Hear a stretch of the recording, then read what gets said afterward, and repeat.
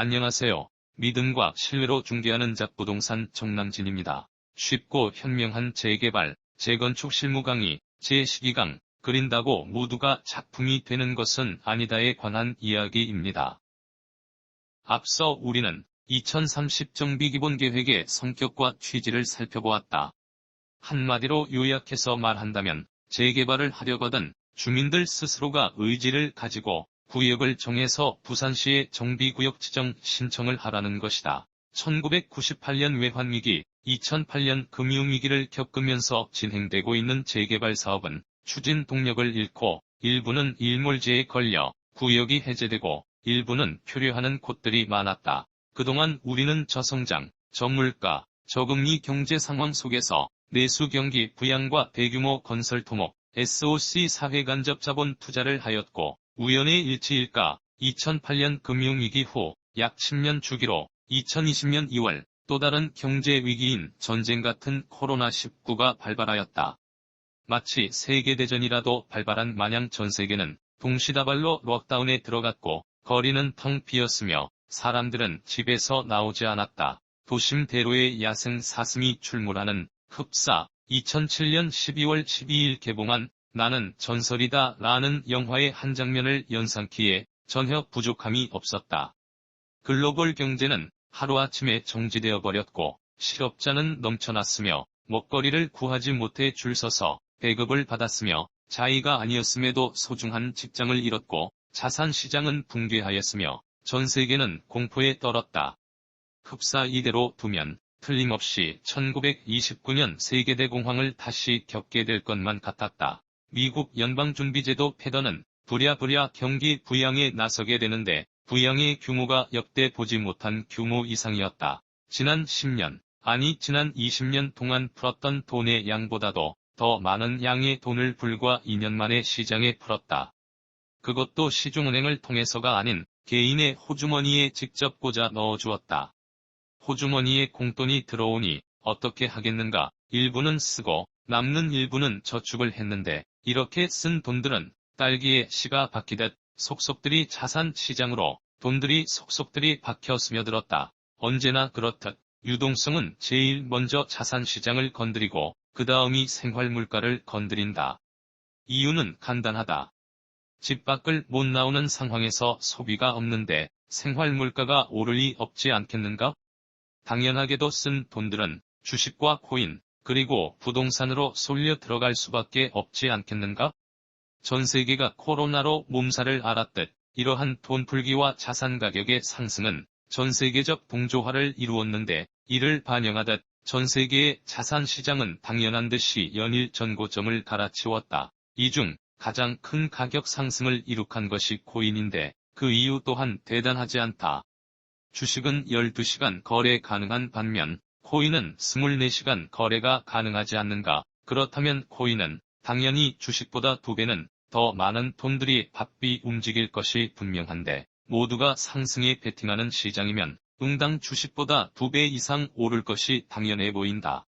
본디 자본은 유통 과정에서 스스로 증식하는 특성이 있다. 만약 하락에 베팅한다면 어떨까? 그렇다. 주식보다 2배 이상 폭락할 것이란 합리적 추론이 가능하다. 그렇다면 부동산은 어떤가? 부동산은 사고 파는 한 사이클이 최소 1년, 징벌적 단기 양도세금을 감안한다면 최소한 2년은 된다. 그러니 어찌 주식과 코인처럼 단기 폭등과 폭락을 할 수 있겠는가? 무엇이든 팔아야 이익이든 손해든 나는 것인데 오히려 위기의 순간이 부동산을 팔 수 없는 2년 이내로 짧다면 어쩌면 부동산은 퀀텀 점프가 가능한 유일한 실물 자산이 될 수도 있지 않겠는가? 시장에 풀려나온 주체할 수 없을 정도의 많은 돈들이 자산시장, 특히 부동산 시장을 뜨겁게 달구는 상황에서 신축 아파트 가격의 상승 또한 가파르게 올랐다. 부산의 3억짜리 신축 아파트가 6억이 되고 5억짜리가 10억 되었으며 10억짜리는 20억이 되었다. 불과 지난 2에서 3년 만에 벌어진 일이다. 머지않아 신축 아파트가 될 재개발 시장의 참여자들도 이에 뒤질세라 하루가 다르게 오르는 인근의 신축 아파트 가격을 바라보며 가격을 올리기 시작하였는데 이 또한 프리미엄 1억이 2억 되었고 프리미엄 2억이 4억 되었으며 프리미엄 4억이 8억 되었다. 이 또한 불과 지난 2에서 3년 만에 벌어진 일이다. 이뿐만이 아니다. 부산시 2030 정비기본계획에 따라 주민 자의로 재개발 구역을 설정하고 주민들의 추진 의지에 따라서 얼마든지 재개발 사업을 시작할 수 있게 되면서 사전 타당성 검토를 위한 수많은 가칭 구역들이 파생하기 시작하였는데 그 규모가 자산의 거품보다 더하면 더했지 결코 덜하진 않으리라. 자본이란 것이 원래 그런 것이 아닌가. 본디 없던 것이었고 새로이 만들지 않는 한 누군가 많이 가지면 다른 누군가는 적게 가질 수밖에 없는 것. 뺏기지 않으려면 아니 내 것을 지키려면 최소한 다른 사람들이 하는 것만큼은 해야 하지 않겠는가. 부동산 시장의 활황기에 힘입어 우리 모두는 재개발에 열과 성의를 다했다. 최소한 내 것을 지키기 위해서 말이다.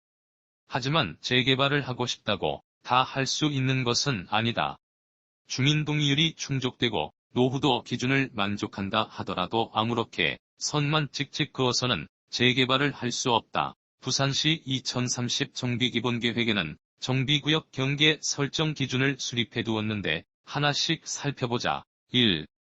공원, 녹지, 나대지는 원칙적으로 제외한다. 2. 구역 경계 부근에 도로가 있는 경우에는 도로를 경계선으로 설정한다. 3. 도로를 기준으로 설정하기 어려운 경우에는 도시계획 현황, 즉 용도지역, 지구, 구역, 공원, 하천, 녹지, 학교 등 기타 공공시설을 경계로 한다. 4. 지적을 경계선으로 설정할 경우에는 가급적 직선의 형태로 한다. 5. 정비구역의 범위는 원칙적으로 도로를 둘러싸인 가구 단위로 설정한다. 6. 잔여지를 남겨두지 않는다. 7. 정비사업으로 인하여 도로 등 정비기반 시설의 기능에 장애가 되지 않도록 한다. 8. 진입로 설치를 위해 필요한 경우에는 진입로 지역을 포함하여 정비구역 설정 가능하다. 참고로 진입로는 최소 왕복 4차선은 되어야 한다. 9. 재건축 사업의 경우 부지의 정형화 및 효율적 기반시설 확보 등 정비구역 지정을 위해 필요한 경우에는 주택단지 면적의 10% 이하 범위에서 주변 단독주택 등 인접지역을 포함하여 정비구역 설정이 가능하다. 이 중에서 이름 없는 무명의 화가들이 가장 실수를 많이 하는 것이 6번, 7번, 8번이다. 노후도가 나오지 않아서 잔여지를 이미 제척하거나 지하철, 해수욕장, 학교, 주민센터 등 대중이 이용하는 공공시설로 가는 길목을 가로막거나 진입로 도로를 확보하지 않고 선을 긋는 행위들이다. 우리 부산에서 진행되고 있는 가칭 구역들 중에는 상당수 구역들이 이러한 불합리한 구역 경계를 갖고 있는 곳들을 어렵지 않게 볼 수 있으니 각별한 투자 주의가 필요하다. Not just once, your life partner. 단 한 번이 아닌 인생의 동반자가 되겠습니다. 믿음과 신뢰로 중개하는 작부동산 중개법인 주식회사 정남진 대표입니다. 고객님의 소중한 재산을 믿고 맡겨주심에 무한한 책임감을 가지며 성실하고 책임 있는 중개를 하겠습니다. JAK 정남진 드림